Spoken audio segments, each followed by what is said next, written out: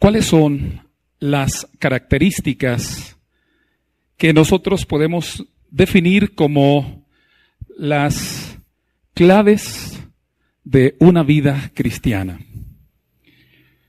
En determinadas familias se poseen determinadas características físicas. A veces es una complexión, a veces es una altura, a veces es un lunar, a veces es una nariz, otras veces puede ser los ojos. Bueno, en ocasiones con solo ver a los parientes o a los hijos, y aunque uno no sepa de quiénes son familiares, cuando uno mira las semejanzas puede observar que son muy parecidos y uno los puede relacionar. ¿Cuáles son las características que nosotros podemos definir como parte del carácter cristiano, de la vida cristiana? Yo quiero resaltar las tres que menciona el apóstol Pablo en 1 Corintios 13, versículo 13 también. Mucho se ha dicho que el número 13 es de mala suerte. Tan de mala suerte es, según ciertas personas, que en algunos hoteles no ponen piso número 13, se pasan del 12 al 14. Lo que no saben los del 14 es que en realidad están en el piso 13.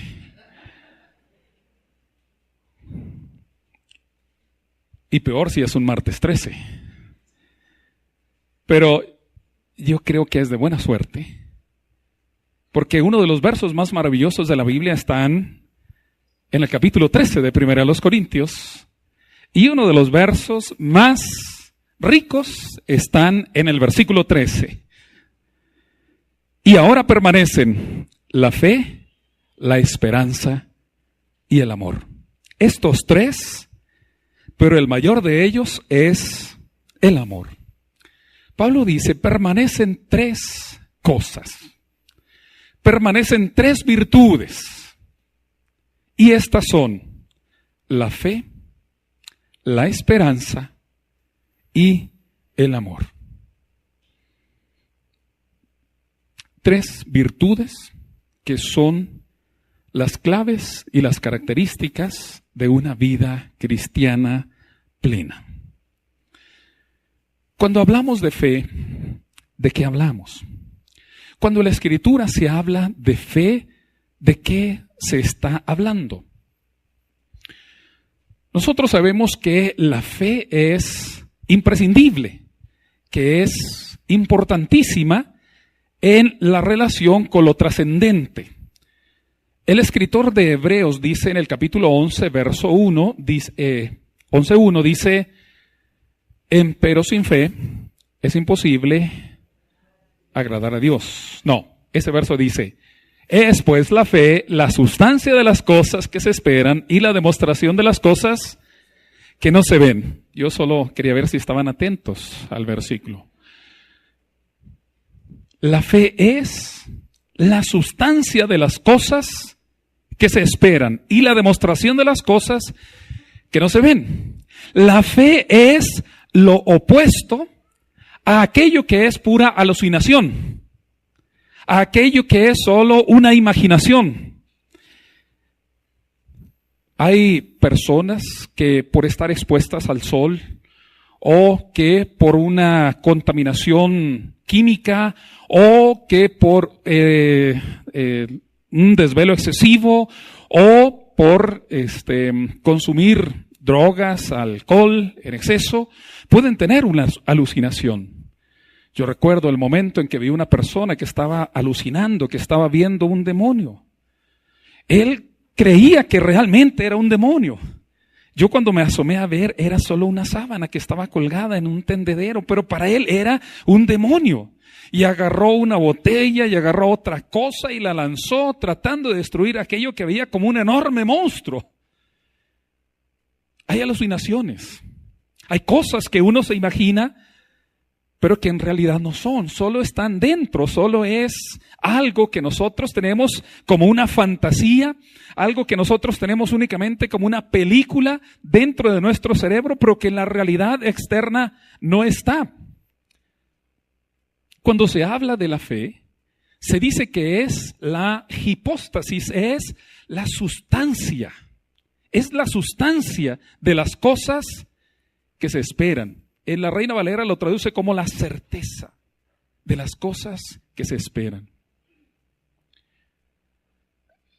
Si alguna vez volaron un papalote, un cometa o como se llame en su zona, en su región, y si tuvieron la fortuna de volar de esos que se van pero lejísimos, 100, 200 metros o no sé cuánto puedan volar, pero hay momentos en los que se pierde de vista el cometa. Peor si está nublado, ¿verdad? ¿Cómo sabe usted que todavía está el cometa? ¿Cómo sabe que todavía está volando? Se siente, porque todavía pesa, porque es la fuerza del viento empujando hacia arriba o hacia lo lejos al cometa. Y usted lo siente, usted sabe que está ahí, sabe que no se ha roto el hilo, sabe que todavía está ahí el objeto, porque lo siente en la fuerza. La fe es como eso. La fe es como ese hilo fuerte que sabe uno que está agarrado a algo, que está dependiendo de algo, que no se ha ido, que no está vacío, sino que está ahí la fuerza. Cuando en la Biblia se habla de fe, se habla de una certidumbre. Certidumbre en algo que de momento no se ve. Certidumbre en una promesa. Certidumbre en una expresión que todavía no vemos la respuesta, pero que tenemos una plena confianza de que eso va a ocurrir en esta manera. La fe es la sustancia de las cosas que se esperan y la demostración de las cosas que no se ven. Cuando habla de la demostración de las cosas, algunos dicen que eso se refiere como cuando tienes el título de propiedad de algo, pero todavía no tienes posesión de eso. Como si a alguno de ustedes les regalara alguien, un pariente o alguien, cualquiera que sea, les regalara una casa y les dijera, pero todavía no la puedes usar. Solo te voy a dar el documento de que es tuyo. Esto es tuyo. Nadie te lo va a quitar. Esto es tuyo. Y te estoy dando el documento para que tú ya lo tengas en tu mano en demostración de que esto realmente es para ti. Todavía no lo tiene. Tal vez porque le dice, espérame a que me muera. O porque le dice, aguarda a que cumplas la mayoría de edad. O aguarda a que llegues a determinada etapa. Pero en el momento indicado, esto será tuyo. ¿Cómo sabe que ya es suya esa propiedad? Y cuando usted pasa enfrente de esa casa, la mira con cariño y dice, esa casa es mía. ¿Y cómo sabes que es tuya si no vives ahí? Es mía. Yo sé por qué te lo digo. Esa casa es mía. Porque yo tengo el documento. Porque ese papel dice que eso es mío. La fe es la demostración de las cosas que no se ven. En la Biblia hay cientos, miles de promesas. Y nosotros creemos que esas promesas se van a cumplir. Y nosotros sabemos que esas promesas son para nosotros. Porque lo sabemos por fe. Por fe andamos, no por vista. Creemos que Él cumplirá su palabra en nosotros. Hemos apostado la vida a que este camino que hemos elegido tiene sentido. Apostamos la vida. Qué decepción sería que después de 50 o 60 años o los que sean, usted se diera cuenta o llegara a pensar que todo en lo que ha creído no es cierto? Todo era un engaño, todo era una mentira. No es cierto. No hay resurrección, no hay vida eterna, no hay un dominio de Dios, un reino de Dios. No es cierto. No es cierto que la muerte será vencida. No es cierto que un día viviremos en plena paz. No es cierto. Y entonces uno diría, pero qué desilusión. ¿Y entonces de qué me valió todo el sacrificio y la renuncia, lo que dejé, todo lo que perdí, todo lo que gasté? ¿De qué me sirvió todo esto? En algún momento de duda, a lo mejor alguien piensa así. Pero nosotros hemos creído, por la gracia de Dios, que lo que Dios ha dicho es verdad. Y tenemos argumentos para creer que así será. Pero sobre todo, esto es un acto de fe. Es un acto de fe. La fe es, decía un filósofo europeo, como dar un salto en el vacío. Como dar ese salto en el vacío. ¿Crees o no crees? Y tú decides por algo en la vida, por creer o no creer. Hebreos 11:6 dice, pero sin fe es imposible agradar a Dios, porque es necesario que el que a Dios se allega, crea que le hay y que es galardonador de los que le buscan. Quiero hablar de la fe en dos ámbitos, en dos aspectos. La fe es ante todo confianza. Es ante todo confianza. La fe es más que creer que existe Dios. La fe es más que creer que existe Dios. Que Dios es la fuente del universo, que Dios es el orden del cosmos, que Dios es el origen de todas las cosas y que Dios es el que le da sentido a este mundo en donde lo que muchas veces predomina es la violencia, la ansiedad, la incertidumbre.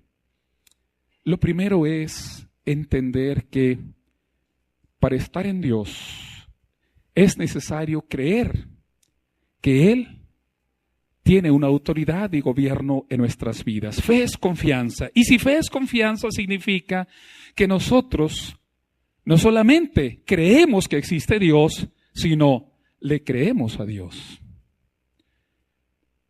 Dice Santiago, ¿crees en Dios? Bien haces. Pero ¿sabes qué? Los demonios también creen y tiemblan. Saben que Dios existe. Cuando se apareció Jesús cerca de los dominios de un hombre endemoniado, el demonio salió a decirle, Jesús, ¿a qué has venido? Has venido a molestarnos antes de tiempo. Has venido a juzgarnos antes de tiempo. Los demonios saben que Dios existe. Creen y tiemblan.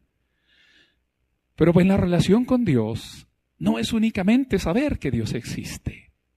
La cuestión es dejar que Dios sea Dios en tu vida. Dejar que Dios sea Dios en tu vida. Creer en Dios significa aceptar las normas de Dios. Es aceptar que Él tenga autoridad sobre nosotros. Es admitir que Él tenga gobierno sobre nosotros. Dejar que Dios sea el que gobierne nuestra existencia a su manera, a su modo. Creer en Dios significa dejar que Dios sea el centro de nuestra existencia y el que gobierne nuestra manera de vivir. Hay cosas en las cuales a nosotros nos gustaría resolver las cosas a nuestra manera. Nos gustaría hacerlos en nuestra forma. Pero cuando conocemos la palabra y sabemos que Dios nos dice, es que no es así como lo tienes que hacer, puedes hacerlo diferente. Deja que Dios sea quien gobierne tu vida. Deja que el Señor sea quien gobierne tu existencia, quien marque tu realidad. Por fe, nosotros aceptamos las normas de Dios. Pero también, por fe nosotros aceptamos la gracia de Dios. Se requiere fe para aceptar la gracia de Dios. Se requiere fe.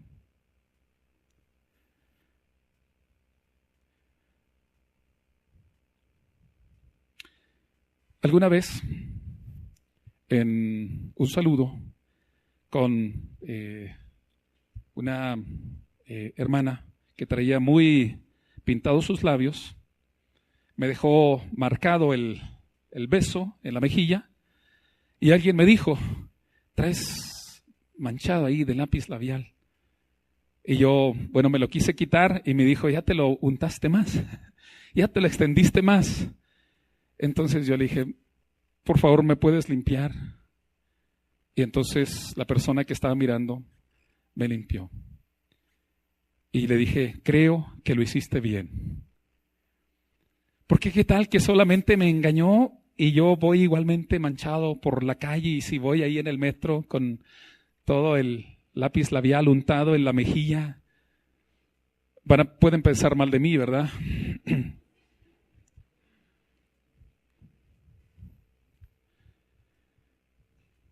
La fe es la confianza, la certidumbre en la gracia de Dios. Dios ha dicho: yo he olvidado todos tus pecados, los he arrojado al fondo del mar y me he olvidado de ellos. ¿Debo creerlo? ¿Deberé creerlo? ¿Deberé creer que Dios ya perdonó las mentiras que hice cuando era niño? ¿Deberé creer que Dios perdonó las mentiras que hice cuando fui adulto? Ya no hubo tantos amenes, pero igualmente, hermanos, ¿deberé creer que Dios pasó por alto mi tiempo de rebeldía? ¿Deberé creer en eso?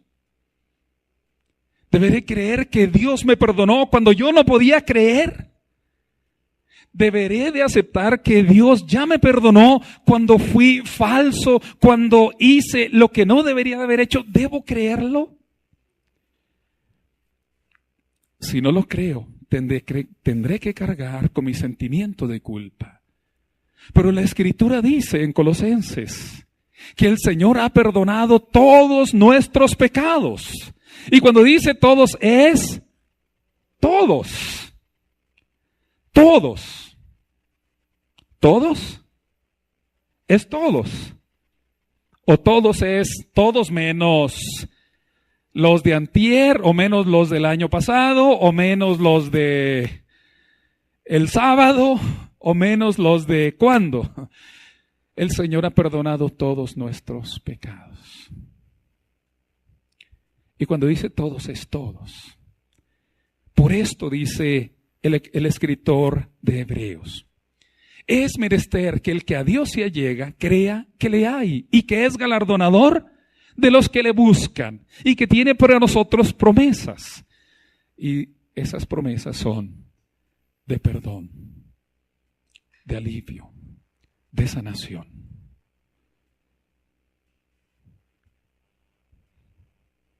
A veces hay cosas de la vida que nos agobian y entristecen nuestra existencia, que nos dan vergüenza, que nos hacen sentir mal con nosotros mismos, mal con los demás, que nos hacen sentir indignos, que nos hacen pensar: no merezco ser feliz, no merezco ser feliz, no merezco reír, no merezco estar contento, no merezco que me vaya bien.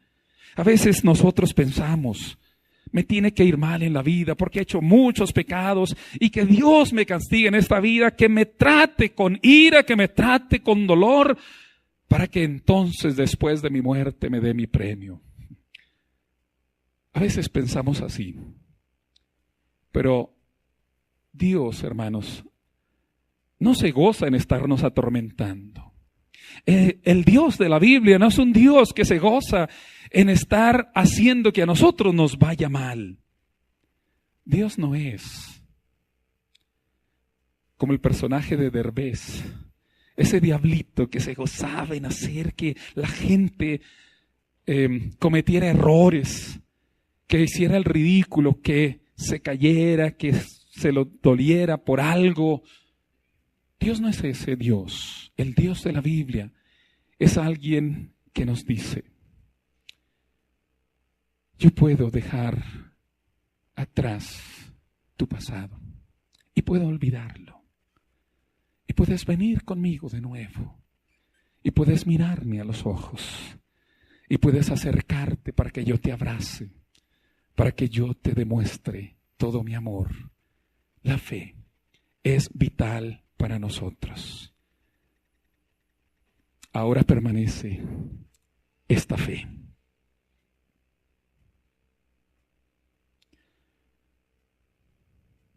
Pero dice también en el versículo 13, permanece la esperanza. Permanece la esperanza. La esperanza es la confianza de que vendrá algo mejor. La esperanza es la certidumbre de que vendrá algo mejor.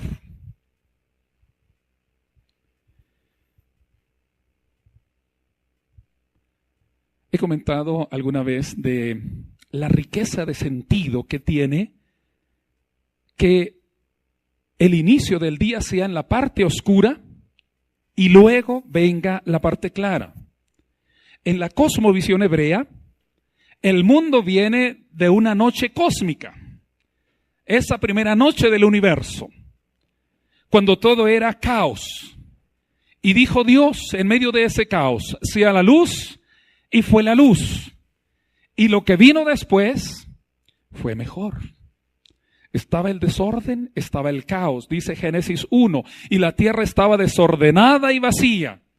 Pero en medio de ese desorden, en medio de ese caos, apareció la luz y comenzó el principio vital de Dios, el orden en el cosmos. Y lo que vino fue mejor. En el pensamiento hebreo, hermanos, en el pensamiento bíblico, las cosas que se esperan son mejores que las que ya hemos visto. Son mejores que las que ya tenemos.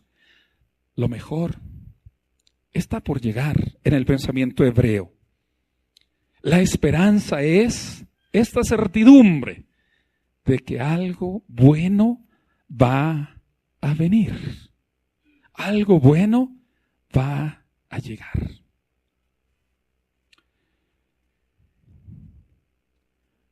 En los testimonios que escuchamos de oraciones, en las gratitudes que luego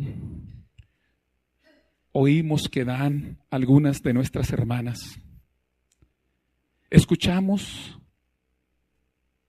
cuánto tiempo estuvieron orando por alguno de sus hijos. Cuánto tiempo estuvieron orando para que el Señor cambiara su corazón, para que el Señor le hiciera ver que la vida que llevaba no era lo mejor.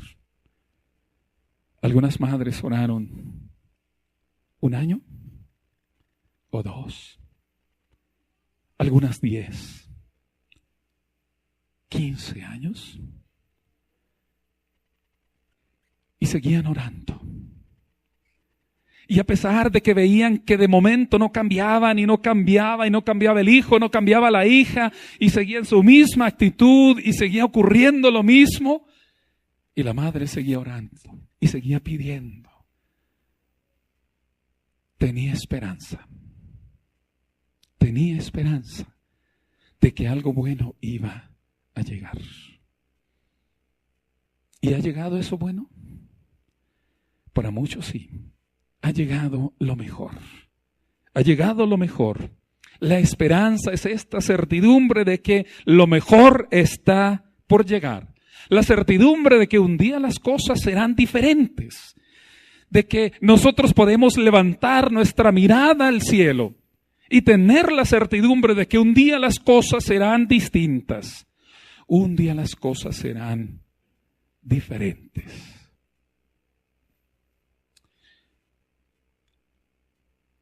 Hay personas que luego dicen, yo no puedo creer en Dios, porque ¿por qué vivimos en un mundo de violencia? No puedo creer en Dios porque hay este mundo de desastres, este mundo afectado, vulnerable por tantos desastres naturales. No puedo creer en Dios porque siempre veo la maldad en el corazón de los hombres y mujeres. No puedo creer en Dios. La cuestión es, ¿y quién puso en el corazón del ser humano el deseo de un mundo bueno? ¿Quién pone en el corazón de un hombre la convicción de decir, tenemos que vivir diferente, el mundo tiene que ser distinto, el mundo no tiene que ser en base a esta violencia, a esta manera de relacionarnos, el mundo tiene que ser diferente? Dice Eclesiastés, Dios puso en el corazón del hombre el deseo de eternidad. Dios puso en el ser humano el deseo de lo eterno, de lo grande, de lo sublime. Dios está ahí cuando tú deseas que ocurran cosas diferentes, cuando anhelas que vengan cosas diferentes, cuando anhelas un mundo de paz, cuando anhelas que venga ese reino eterno, pleno de Dios. La esperanza es la certidumbre de que algo bueno está por llegar.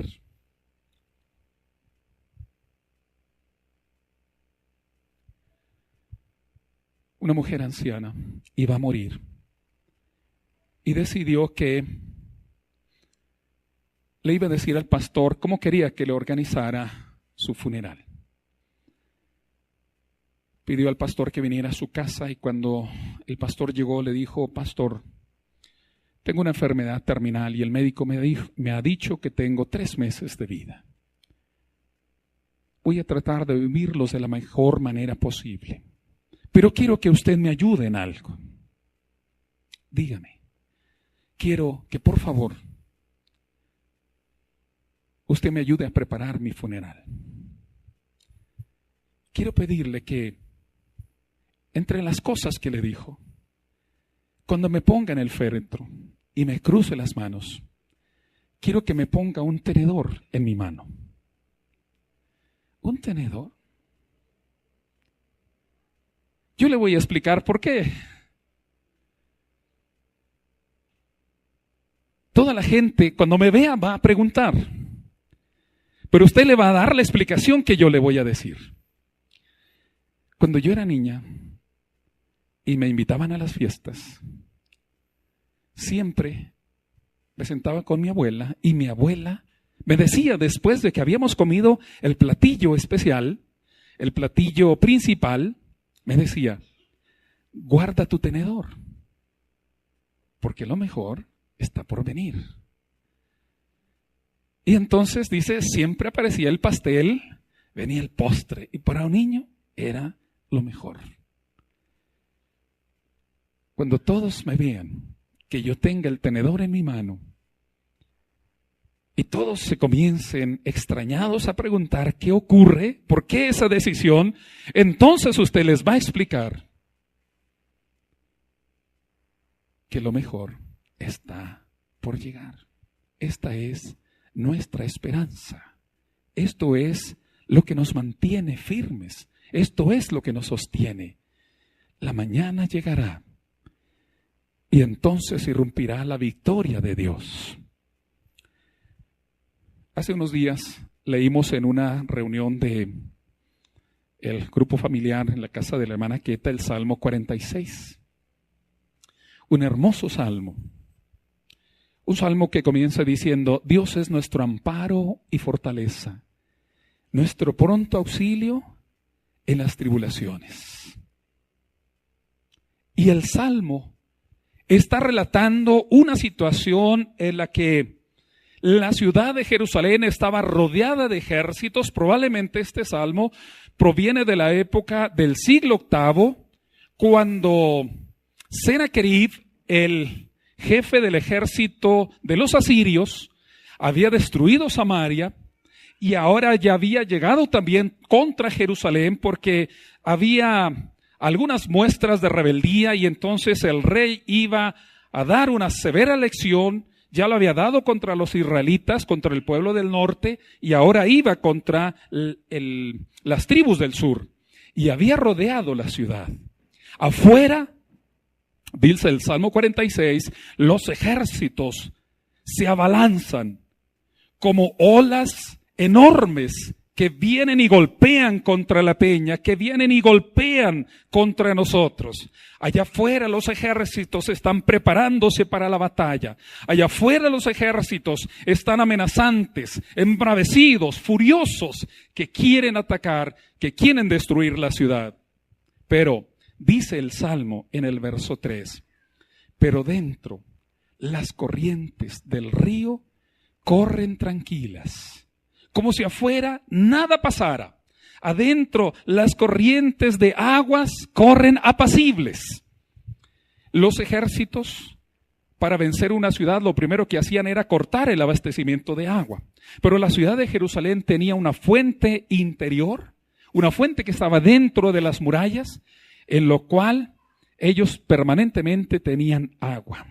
Esta corriente, este pequeño río, llegaba hasta el estanque de Betesda y allí se satisfacía la gente de su sed.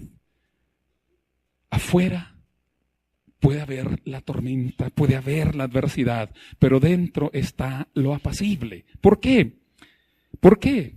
Bueno, porque nosotros sabemos que Dios está en orden, Dios está manteniendo el dominio de todas las cosas.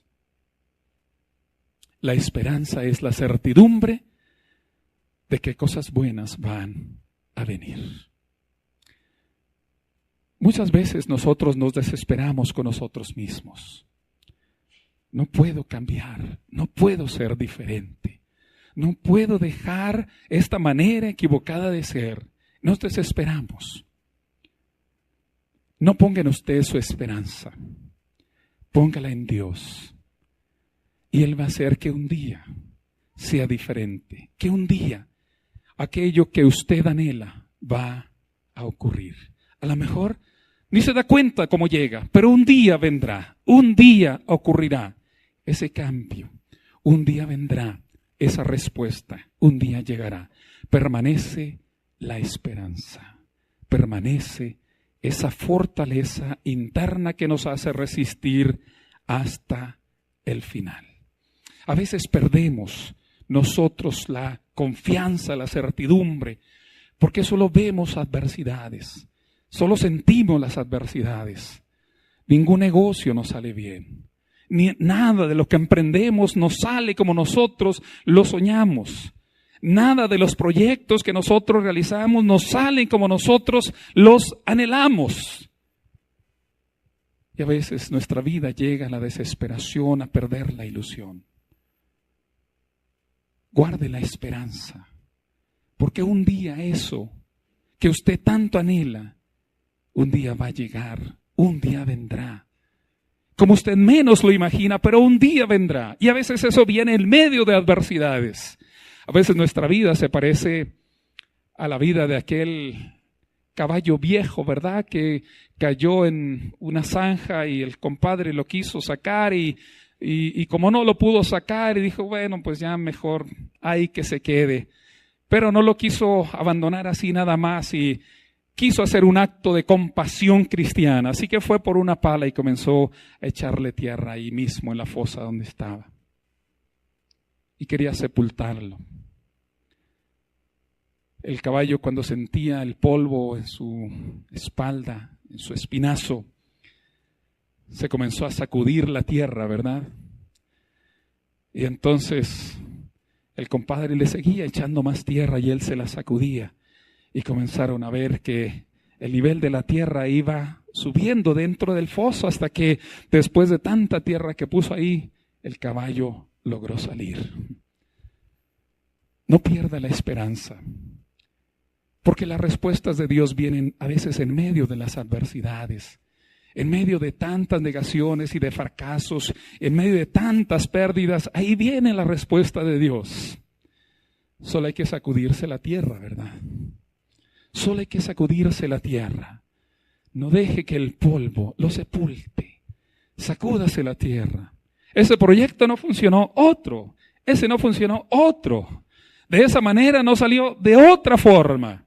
La esperanza es la confianza de que algo bueno vendrá. Algo bueno llegará. Lo mejor, hermanos, en el camino de la fe, lo mejor está por llegar. Bueno, las que estén embarazadas, lo mejor está por venir, ¿verdad? Lo mejor está por llegar. Cuando tengan a su bebé en sus brazos, vendrá y llegará esta promesa. Pero dice también el texto, y lo más grande de todo esto es el amor.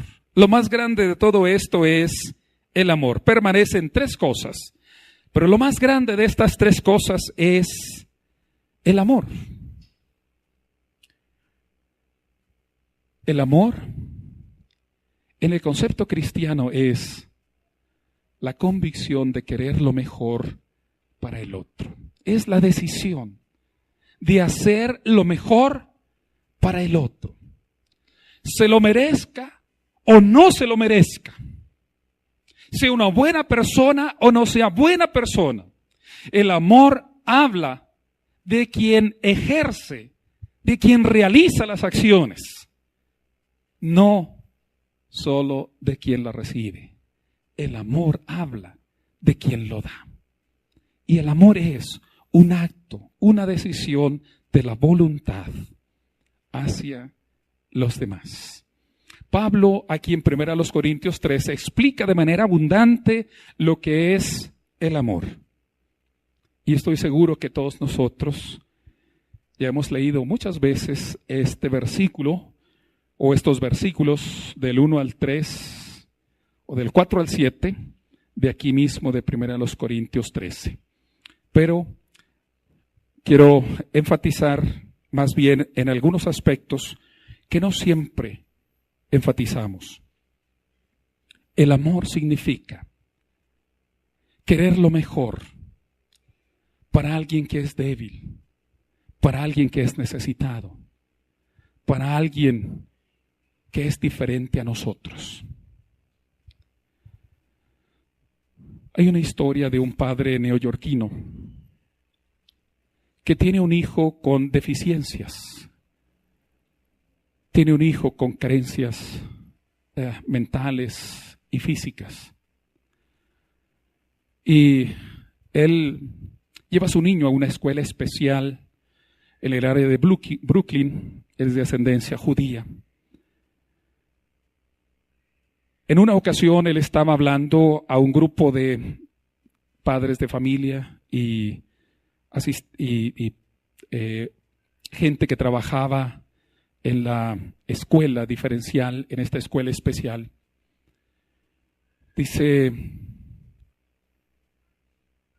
Dijo él cuando comenzó a hablar: yo quiero decirles que Dios hace todas las cosas perfectas. Pero mi hijo Chadi no puede aprender las cosas que los demás niños pueden aprender.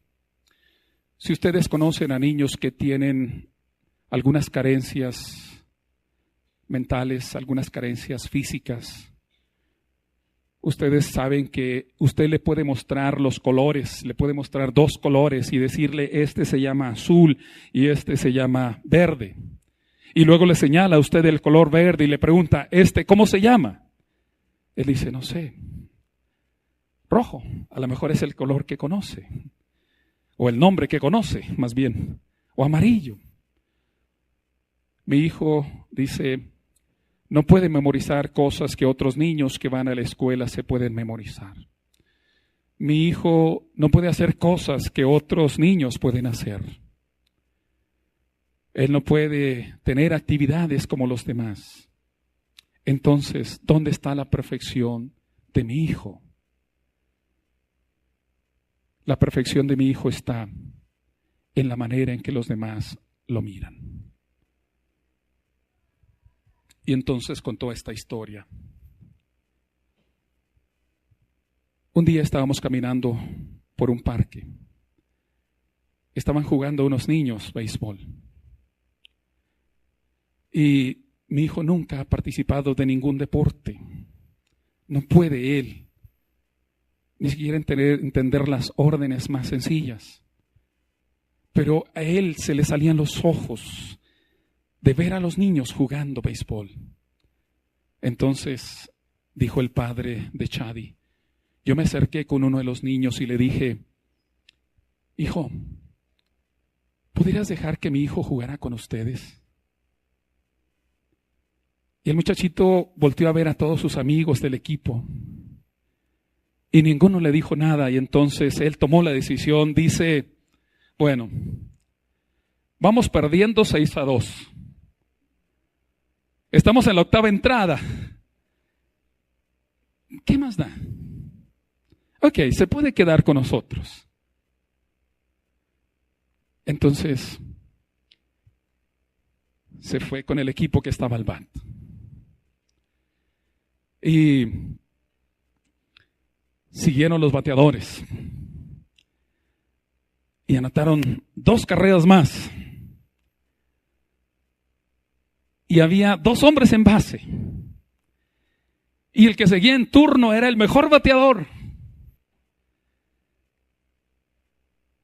Y los niños dijeron, dejen que batee el niño. Entonces el chiquito se puso al lado del home y tomó el bat. Pero ni siquiera sabía cómo agarrarlo. Ni siquiera sabía cómo tomar el bat. Él no sabía que tiene que poner primero abajo su mano izquierda y arriba la derecha. No sabía que tiene que ponerla arriba de su hombro. Él solo la movía por aquí abajo. No sabía qué es lo que tenía que hacer. Y entonces el pitcher se acercó unos pasos y se la lanzó por abajo. Y el niño, cuando vio la pelota, le tiró mucho antes de que la pelota estuviera cerca. El primer strike. Entonces, uno de los niños más grandes se acercó por la espalda de Chadi y con él agarró el bat. Y el niño que estaba pichando se acercó un poco más y se la lanzó por debajo del brazo con tal de que él le pegara. Entonces le golpearon a la pelota y salió directa al pitcher. Y el pitcher pudo haber hecho out ahí. Pero la lanzó por arriba del primera base. Y la pelota se fue lejos. Y todos comenzaron a gritar que corriera, que corriera, que corra. Y entonces ya alguien lo acompañó y lo llevó hasta la primera base. Y le dijeron que corriera hasta la segunda base. Y entonces la pelota la lanzaron, pero de un lugar equivocado. Y la pelota seguía rodando y le gritaban que corriera. Y todos los niños comenzaron a unirse en esa carrera. La emoción del niño en ese instante era la de un rostro lleno de gloria, de bendición. Y todos llegaron juntos hasta el home. Cuando llegaron al final, lo llevaron en hombros y le dieron la vuelta en el estadio. Se sintió soñado.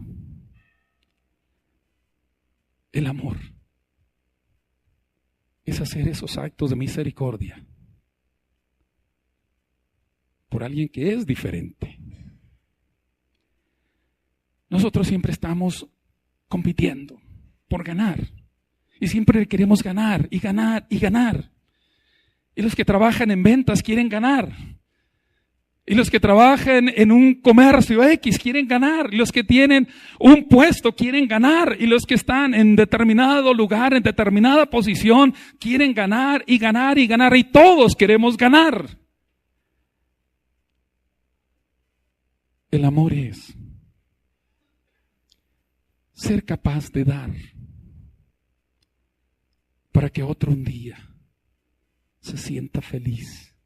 Para que alguien un día pueda sonreír como nunca en su vida. Permanecen ahora la fe, la esperanza y el amor. Pero lo más grande de todo esto es el amor.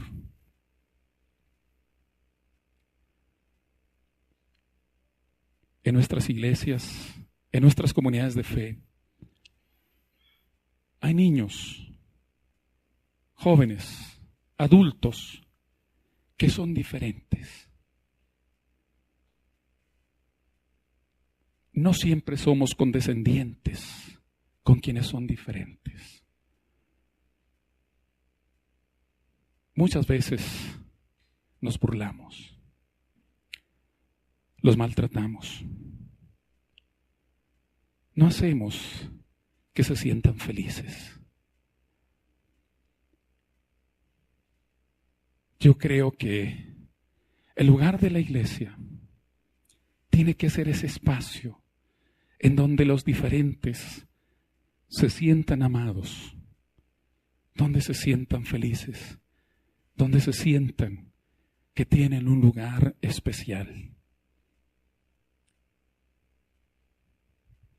El amor es lo más grande, porque es la esencia de Dios. Dios es amor, y el que ama ha nacido de Dios. Dios es amor, y es la esencia que nunca se va a terminar. Un día dejaremos de andar por fe, porque veremos las cosas plenamente como son. Un día dejaremos de esperar, porque eso que anhelamos llegará. Y no será necesaria ni la fe ni la esperanza. Pero hay algo que nunca dejará de ser. Y esto es la esencia del amor. El amor nunca dejará de ser. El amor es algo que permanecerá en la eternidad de Dios. Y es algo que siempre habrá. Que Dios nos ayude a amar como Él ama. Que Dios nos ayude a mirar como Él mira. Con el afecto, con la transparencia sincera de siempre. Que el amor del Señor nos acompañe permanentemente en nuestros corazones.